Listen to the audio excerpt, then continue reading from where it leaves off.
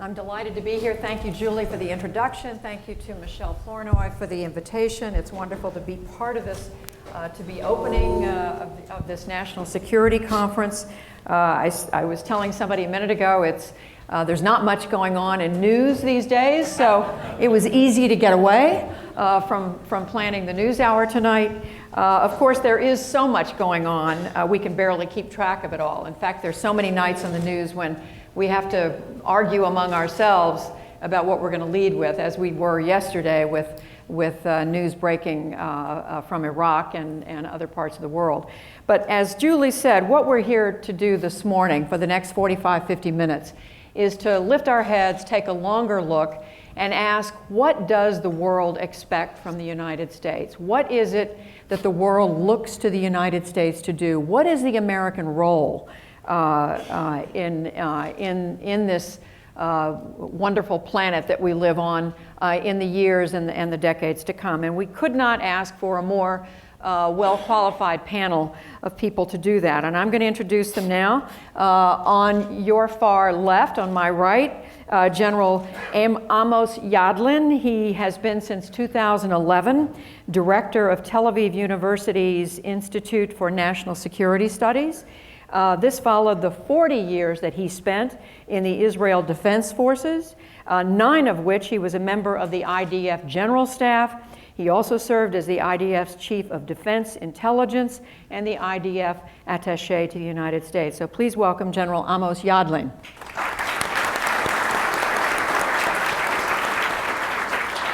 In the center is Ambassador Wolfgang Ischinger. He is now chairman of the Munich Security Conference, a position he's held since 2008. Before that, he was Germany's ambassador to London for 2 years, and prior to that, the German ambassador to the United States, after having served as Germany's deputy foreign minister. So please welcome Ambassador Wolfgang Ischinger. And finally, seated next to me is Dr. Zhu Feng. He is currently a professor in the School of International Studies at Peking University. He's also executive director of the Collaborative Innovation Center of South China Sea Studies at Nanjing University. And right now, he is a visiting fellow in foreign policy at the Center for East Asia Policy Studies at the Brookings Institution. So please welcome Dr. Zhu Feng. So I'm going to lead the questions off for the next 30 minutes or so, and then we will open it up for questions from the audience. So please be prepared for that. I want to open it up to all three of you, though, to let's just think in the future. Julie Smith and I talked ahead of time about how we don't want this to be focused on what's happening right now. Let's try to think ahead. But I have to ask you, just as a base question, and I'll start with you, Ambassador Ischinger, what is the role of the United States in the world? How does the rest of the world look at the U.S. right now, and how do you think that affects what the world expects from the U.S. in the years to come? Ambassador Ischinger.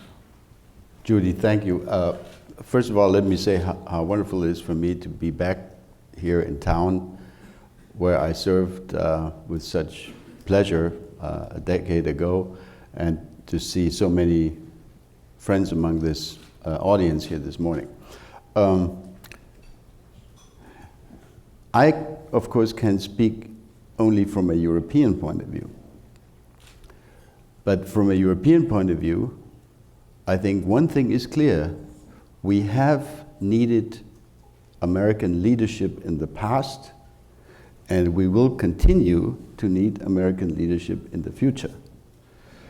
Europe is doing its best. Europe has made an effort to get its own act together. We're working on it. We have not yet reached a point where we can be happy with the kind of decision-making capacity that we have, so we continue to need leadership.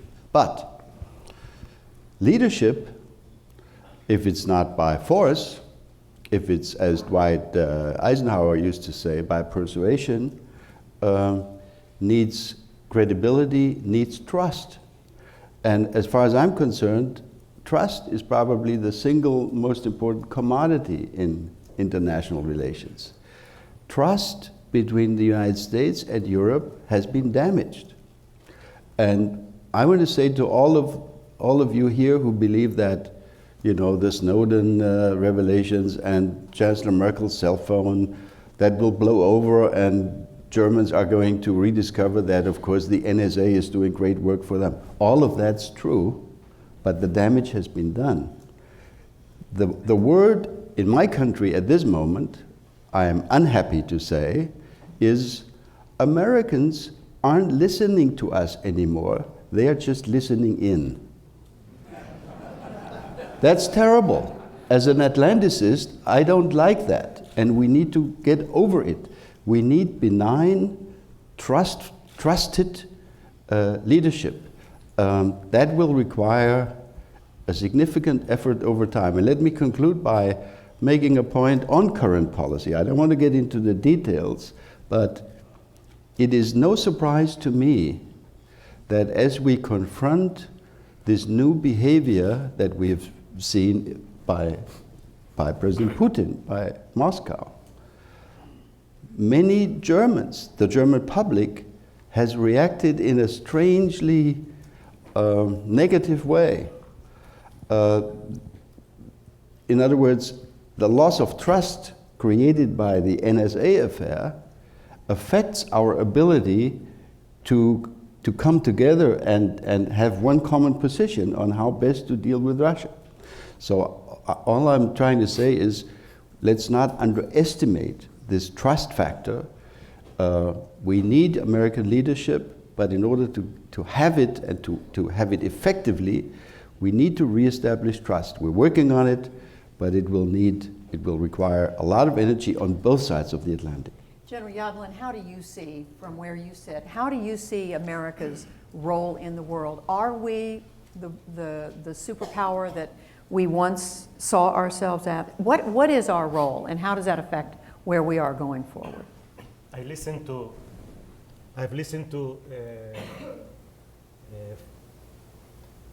Flournoy talking about the good news about America. And from the Middle East, we all want this good news about America to become tools of policy and strategy to make the world better. Because unlike Europe, we are not suffering from NSA problems. People are killed in thousands, 10,000s, 100,000 in the Middle East. Nuclear weapon is developed in Iran. There are civil war all over the Middle East. Allies of America feel that America is not shaping the Middle East. It's disengaged from the Middle East. So yes, we do need trust and credibility, but it's much more serious than the issue of NSA spying on a chancellor. It's issue of whether the allies of America in the Middle East, who share with America the same interests, the same values, how we shape the events in the Middle East to go towards what America believes in: democracy, freedom, rule of law, human rights, women's rights. This is not what's happening in the Middle East, unless you're looking at Israel. But the rest of the Middle East is under two historical trends that are not positive, that we have to cope with together under the leadership of the United States. And this is the extreme radical Iranian access that go from Iran to Damascus, to Hezbollah, to Hamas, that we have to cope with. And we have Al-Qaeda. As we speak this morning, they are controlling area in Iraq and Syria, which are as big as Portugal, 5 million people. And this must be checked. And we don't see the direction of the United States to deal with such a huge problems. And we're all aware of the American trauma, which is 2 long, decade-long, unnecessary wars that haven't achieved their goal. So we understand why America is hesitant. But we think that the art of strategy and the art of using your diplomacy tools and military tools should be rethink in America to cope with these huge challenges in the Middle East. Well, there's a lot on the table, and now we're going to turn to another part of the world before we come back to the points that the two of you are making. Zhu Feng, from where you are, from the Chinese perspective, the nation that so many people look to be, if not the principal competitor to the United States, certainly another certainly powerful force in the world in the years and decades to come. How do you see the role that the U.S. is playing now, and especially how you see what the role should be of the U.S. going forward? Okay, I think it's a very interesting question, also for the Chinese and also for the Asian region. I think my response will just moving in two ways. One is if we have some sort of summarization of a regional response to the U.S. leadership in Asia, I think, of course, it's very positive, it's very welcome, particularly given China's rise and some sort of lingering uncertainty. Then we'll see the security reliance of Asia to the U.S. is running much deeper and broader. And ASEAN, and even Japan, and Korean, they're really seeking some sort of a credible reassurance from the U.S. So then we also see a very interesting nuanced understanding of what kind of leadership U.S. could continue to commit to. On the other hand, for example, what kind of China-U.S. cooperation also could persist. So then there's some sort of growing tension. Some regional players will see maintaining the good cooperation with China probably will undercut the Americans some sort of credibility, and there's some sort of suspicious over that regard. But I think we also see President Obama's Asian tour last April, so he reaffirmed Americans' reassurance and rebalance. I think such Americans' leadership now has been much shining. I think it's also served the Americans' interest, also served the regional interest. Secondly, let me get back to the Chinese perception of American leadership. I'm a university professor. I'm teaching my students American foreign policy and East Asia security. I always use these words to tell my students, with the Americans' leadership at the global level and the regional level, the world may not tremendously better. But without the Americans' leadership, the region and the world will definitely worse. I think it's a very realistic, the sense for Chinese scholars just like me. So it's also a reality. No one can turn it back to. If you look at the China's development in the past 3 decades, so we largely serve as a free rider. We have no overseas military stationing. We also have a limited power project capability. Then China's economy now is getting booming and prosperous. So, for example, I'm a security expert. I really prefer to see China continue to be a free rider. We can live in comfortably and cheaply in the shadow of American dominance. But the problem is, we also see the logic of power politics. We're not just, very easily re-evolve the Chinese strategic thinking. So then I see some sort of China's resistance. For example, we consider East China Sea issue, is Japan's cocky denial of existence of the territorial disputes. We need the U.S. being a little bit helpful of that territorial disputes. But U.S. say, of course, the Americans' policy of East China Sea is firmly, standing on the online politics.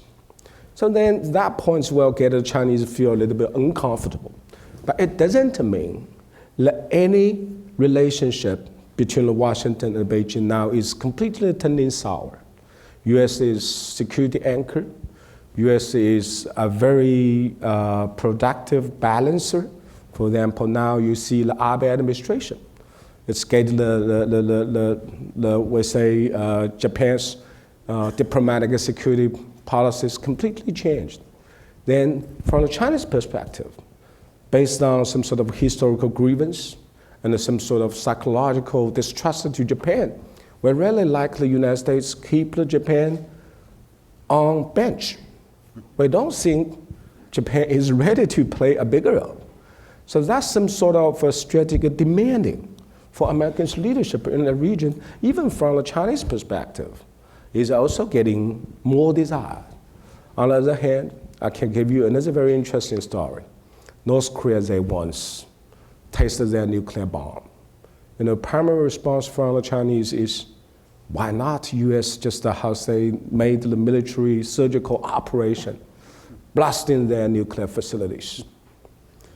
I use this case to highlight some sort of such a very interesting psychological expectation. Yes, China maybe feels like some sort of bigger and stronger and assertive, but almost in all regards, Beijing is still far from ready to play a very responsible, role and intervening into the regional affairs in a way which gets the international relations moving very, very cooperatively.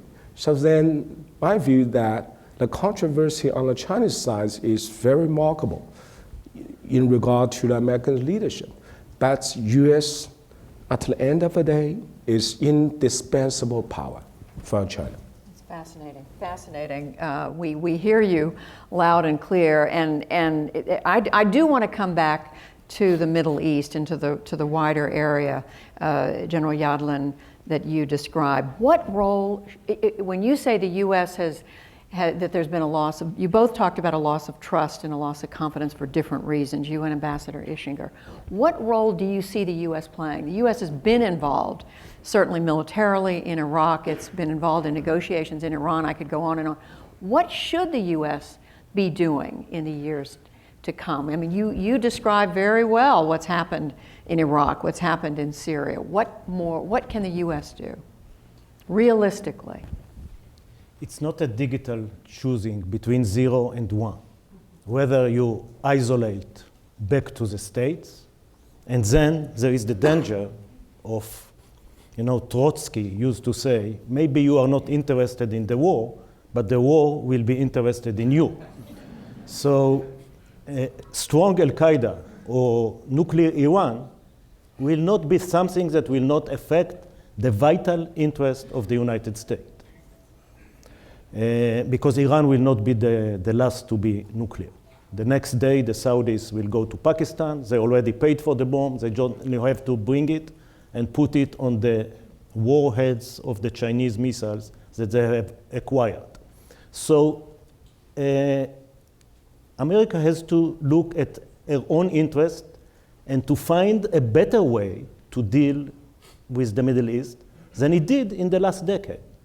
Occupying countries, trying to establish democracy in places that are not so well prepared for such a democracy. But you do need to look for innovative, new paradigms how to deal with these issues. Doing nothing is not a good policy. Take Syria, for instance. You have two alternatives for doing something to stop the killing in Syria, which is in a way a shame that in the 21st century, 20 years after Rwanda, 20 years after Srebrenica, there are people killed as we speak, 100 a day. Kids, wife, refugees all over the place, millions in Lebanon, million in Jordan, 7 million internally in Syria. So something should be done, and you have to choose. Whether it's Ambassador Ford's recommendation for helping the moderate opposition, whether it's a surgical standoff from the Mediterranean, destroying Assad helicopters that, again, as we speak, are dropping barrels of explosives sometimes with chemical weapon, even though we don't admit that chlorine is a chemical weapon, and do something to change the perception of Assad that is winning, assuming that you agree that Assad and Iran are the bad guys. So sometimes I'm not sure that this is the case. You're describing a more muscular military presence and role for the U.S. in the world. But once again, I will never advise you anymore to occupy a country for a decade. That's a big mistake. A big mistake. But the art of war. So when should the U.S. have left Iran? The art of I'm not war going to debate. is, in 1981, I was part of 8 pilots who basically solved a problem, a strategic problem, in a 2-hour mission. It can be done. It can be done. This is the art of using military power. And I'm not recommending military power as the first policy to adopt. But it's part of a manual that it's not mutually exclusive. Your diplomacy is not effective because you rule out any military option off the table. You took it out, and the Middle East see you unable to do anything on military, which you don't have to use if it is credible. And we go again to the issue of credibility.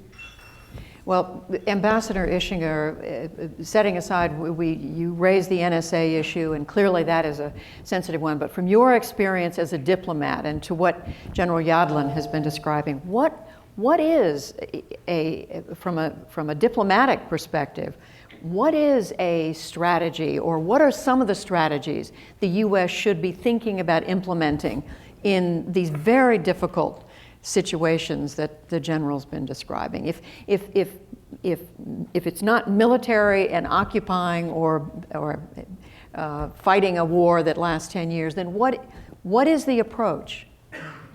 Well, first of all, let me say that I agree with literally every word that Amos has just said. I would only add that, of course, we in Europe were hoping that John Kerry's efforts on the, Palestinian-Israeli issue would also lead to something, that we would see some progress here. That is one additional area where American leadership is really totally indispensable. But coming back to your question, I think what's not good enough from your leadership nation, as we look at it, is if the leadership nation defines its strategy by what it doesn't want to do. We need leadership that says, here is what we want to do. In other words, saying that we don't want to do certain stupid things, that's fine, but it's not good enough. We need the leadership nation to define goals, and then we will have always huge disputes and quarrel, and we will disagree, and we will say this is not right, and we shall not go along. But that's healthy among, modern Western-style democracies. But somebody has to say what the ultimate objective is. Let me add, just to illustrate the point, let me add one point that is not, a regional issue, which you so brilliantly described, but which is more a global issue. The world is changing so fast. China, Brazil, other emerging powers. We are not going to live forever in the kind of world totally dominated by US predominance. And we need to think harder, I believe, than we have been thinking about what kind of global governance structures we want to have.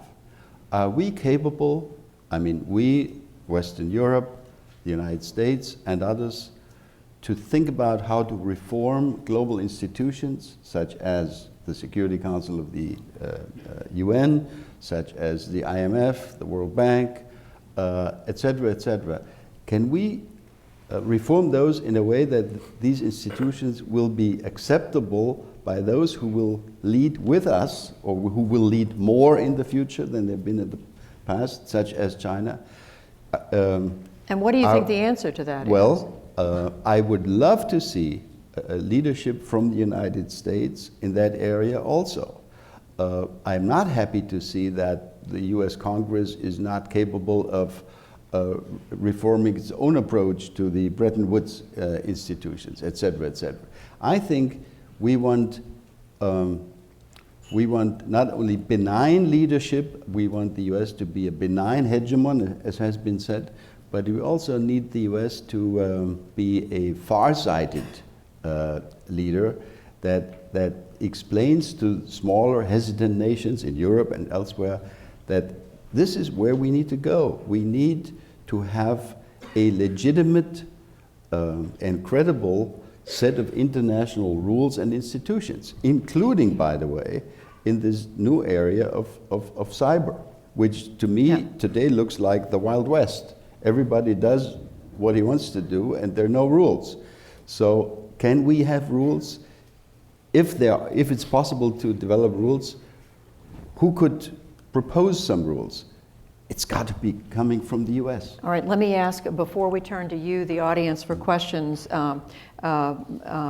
Professor, I saw you wanting to say something a minute ago, but please address this question that the general raised, and that is the US needs to have a strategy and approach for dealing with problems around the world short of military action. What are some examples of how the US should be thinking about that in the years to come? Okay, so I think from a Chinese perspective, our feeling will be quite different from Mr. General and Mr. Ambassador, because, well, see, in the past 10 years, I think one of the very interesting change of our bilateral relations is extension of a potential of a military conflict. 10 years ago, it's only Taiwan issue will be a spot, but now North Korea, East China Sea, South China Sea, Taiwan issue, and operational stability. We will see the some sort of such a bombs probably now is ticking. So then, from a Chinese perspective, we will see growing complexity of some sort of such a U.S. leadership-based the Chinese expectation. On the one hand, we really see the Americans' balanced power approach is very robust. So if whatever the China now is, we consider the power disparity between Beijing and Washington hasn't changed at all. U.S. has still maintained a big cutting edge. So we don't think the China's rise now is also dramatically change the power gap. So we still see U.S. is standing very, very steady with its supremacy. But on the other hand, China is getting more capable. China is getting bigger. It's also reality. So how to get the two things just meeting, I think that will be a challenge for the future of our relations, as well as China's some sort of, we say, support for Americans' leadership exercising. So I see the tension, for example, between getting China cooperating and also keeping the China as a part of America's dominance in the world. That tension is getting bigger. Okay, we've gotten just I think a very good flavor from the three of them of how they see this. Let's open it up to the audience for questions. I don't know whether we have microphones. I think we do. Can you stand up and give us your name and your affiliation? I see a hand right over here, and then I'll come back here. See, there's right there the woman in white, and then we'll come back here. And again, we want to think forward, right here.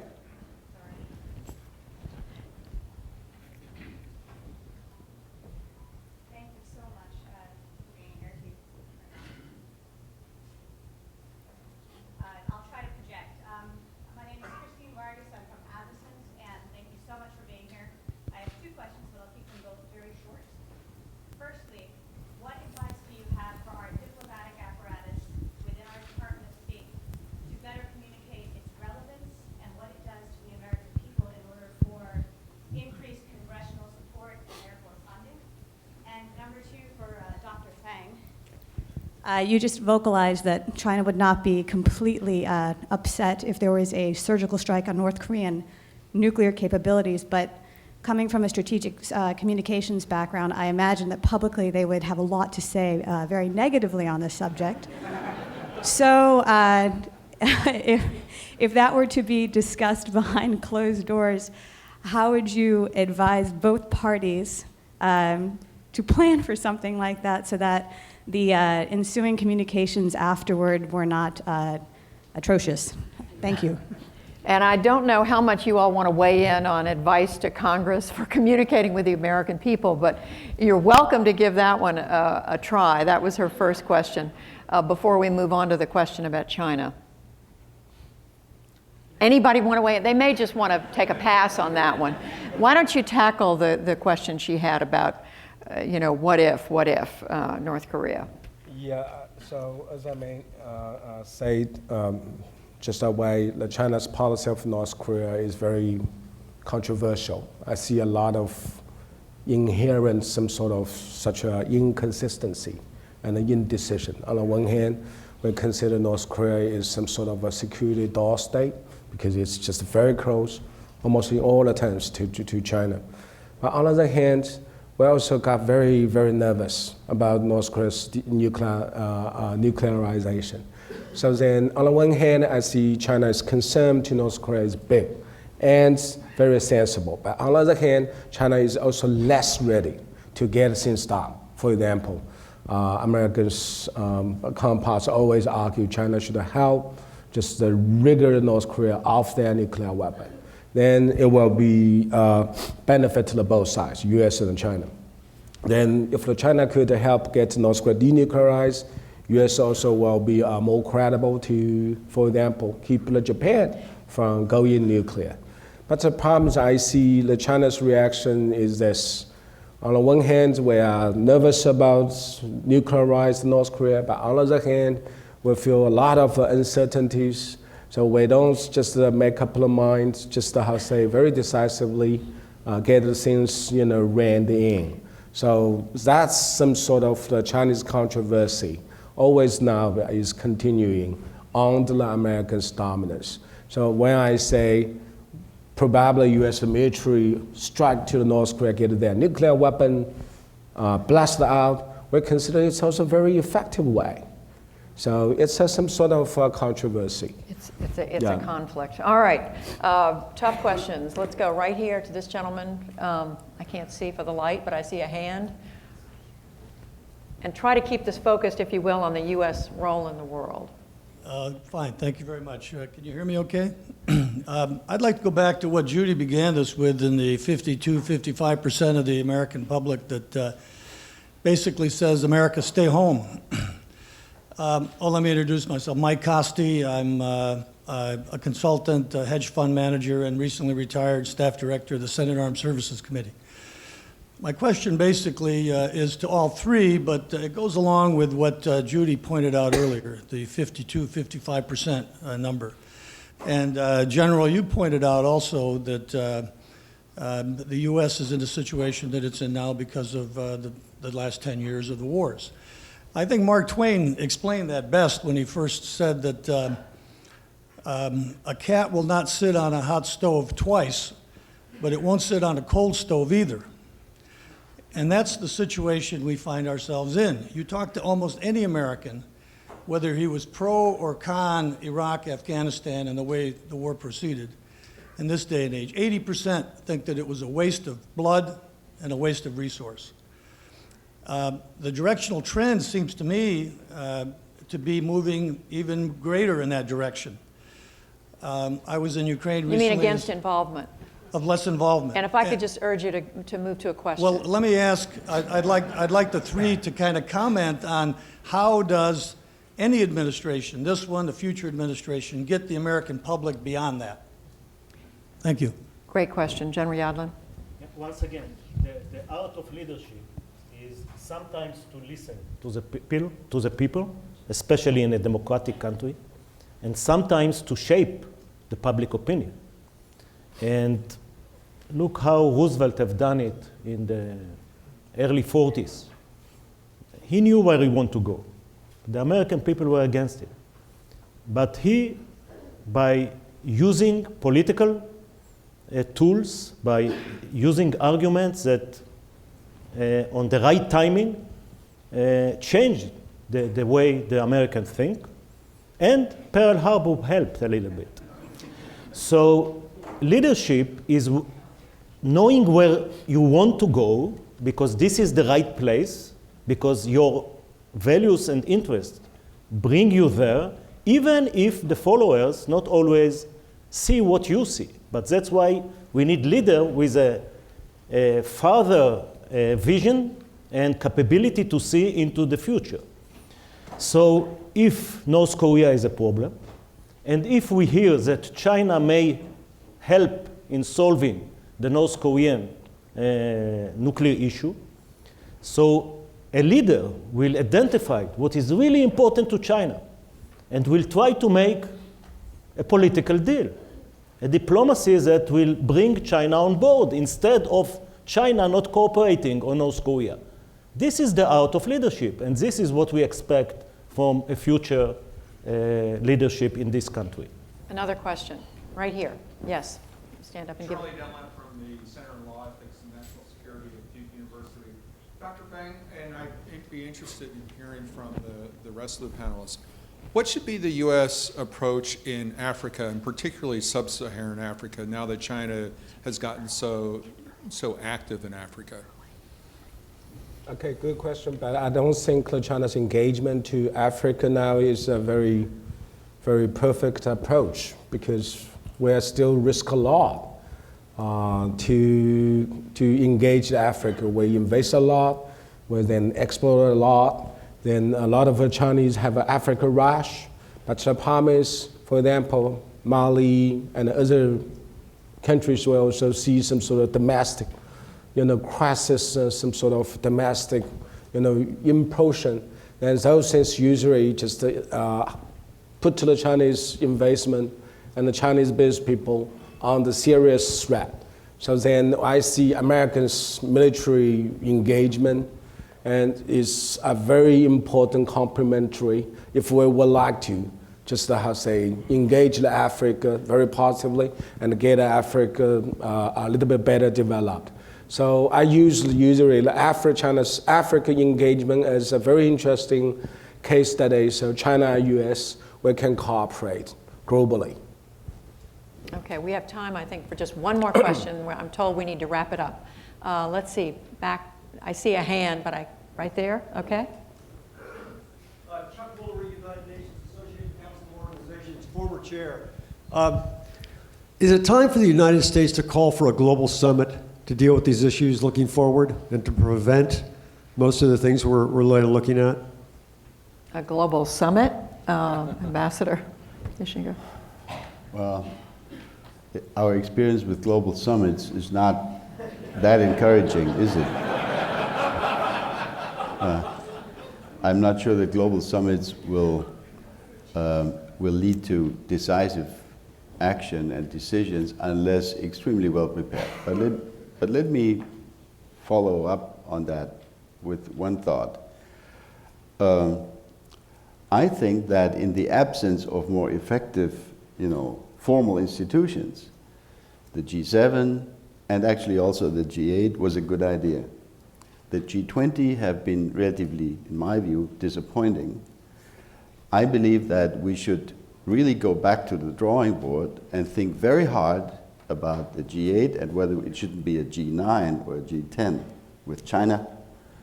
And I, for one, believe that it was not a good decision to disinvite Russia from the G8. And I'll tell you why.